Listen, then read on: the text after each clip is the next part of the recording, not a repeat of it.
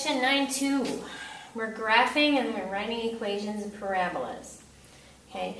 Up until now, we've only dealt with the equations in Chapter 4, which are quadratic equations, which the graphs are parabolas. Now we're going to take another look at parabolas in a more geometric aspect. Because in reality, the definition of a parabola, it is a geometric shape. Okay?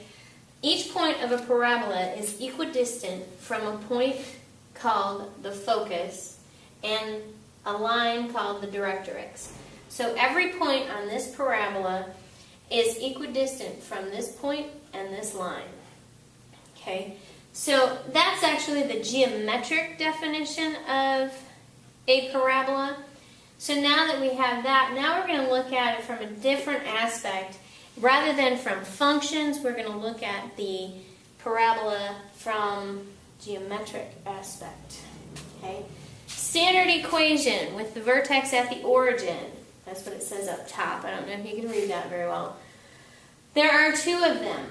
Because, you know, with parabola, it either opens up and down, or it'll open from side to side. Okay, I was dancing in class today, too. X squared equals 4py. This is the equation that we actually looked at in Chapter 4. This is one where we had y equals some crazy number. Okay. The focus for this one is at the point 0p. Okay, now 4p is what we're multiplying by y. The directrix is the line y equals negative p. And the axis of symmetry, which I just shortened to axis, is going to be the x-axis, or I'm sorry, the y-axis, x equals 0. And it's vertical. The other kind of parabola has a horizontal axis, and y squared equals 4px. The focus is at p0. The directrix is the line x equals negative p. Y equals 0 is the axis of symmetry, and it is horizontal. Okay.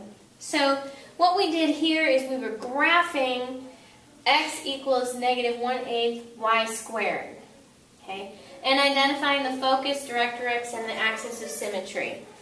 Okay. First of all, we want to make it look like the standard form. So that's why we multiplied by negative 8 on both sides. That gave us y squared equals negative 8x. Okay. Then, once you've figured that out, or even right from the start, you can say, okay, what's being squared, x or y? Oh, the y is being squared, so these are my rules I'm going to follow. Okay. So, if y squared is negative 8x, and y squared must be 4px, well, 4p must equal negative 8. We need to find p so that we can use these little rules to find the focus and the directrix. Okay, so 4p is negative 8, then p is negative 2. So your focus is at negative 2, 0. Your directrix is the line x equals 2. And on the graph, I'm not looking for super accuracy like I was with Chapter 4. I want to see the directrix, the axis of symmetry, the vertex, and the focus. Here I'm giving you a graph, and I want you to write the equation. Okay, so here's the graph. The vertex is there. Oh, the vertex at the origin, that's nice. The directrix is this line here. Okay, since it opens up, then we're going to follow this set of rules. It's got a vertical axis of symmetry, the line x equals 0. So the set of rules that we'll follow are the ones for the x squared. So since x squared must equal 4py, if the directrix is y equals negative 3/2, so that's about 1.5, negative 1.5, it's also y equals negative p, so negative p must equal negative 3/2, so p is 3/2. Now to write the equation, we're just going to plug in that for p. X squared equals 4 times 3/2 y, and simplify. X squared equals 6y. That's your equation. Now, one thing I've decided to do, rather than teach 9, 6 as an individual lesson, I've decided to throw it in with all the rest of them.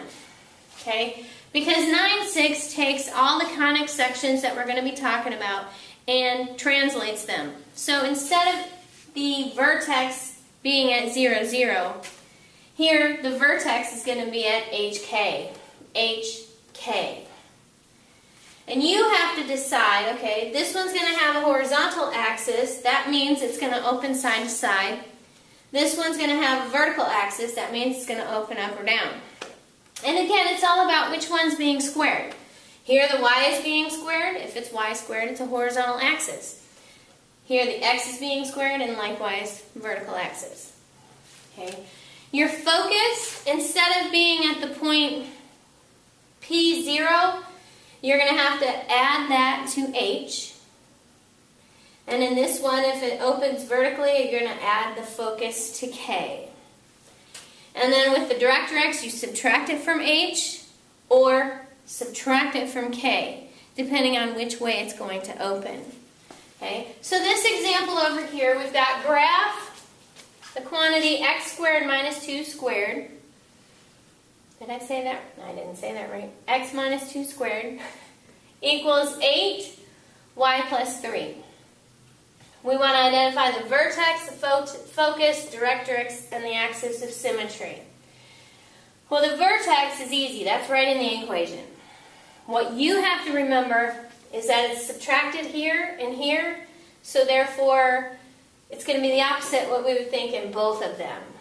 Okay, so the vertex is going to be at 2, negative 3. 2, negative 3. Now the focus, since the x is being squared, we're going to follow this set of rules. The focus is going to have the same x coordinate, but we're going to have to add p to k. So we got to find p before we can really go on with the focus. So 8 is what 4p is equal to. Divide by 4, p is 2. Okay? So the focus is going to be at the point H and then k plus p. Well, k is negative 3 plus 2 is negative 1. The directrix is going to be at y equals k minus p. So k is negative 3 minus 2 is negative 5. Your axis of symmetry, if you have a vertical axis, it's always going to be the line y or x equals the x coordinate of the vertex. Because your focus and your vertex are going to be on the axis of symmetry. Okay? So here is the line x equals 2, that's your axis of symmetry. Y equals negative 5, there's your directrix. There's your vertex, there's your focus. Opens up. Okay? The focus is always going to be inside the parabola. This was the last example I had done in class. Okay, again, the vertex is at negative 3, 5. The focus, we had to find p first. Okay, the focus, or p is negative 4. Since this one's a y squared, it's going to follow the y squared rules. So the focus is going to be at h plus p, well, negative 4 plus negative 1, or at negative 3 plus negative 1 is negative 4. And then the y coordinate will be the same. Your directrix is going to be at h minus p, which h is 3 minus negative 4, or sorry, minus negative 1 is negative 2. The axis of symmetry, it's going to be the line y equals 5, which is the y coordinate of the vertex. And here is the graph.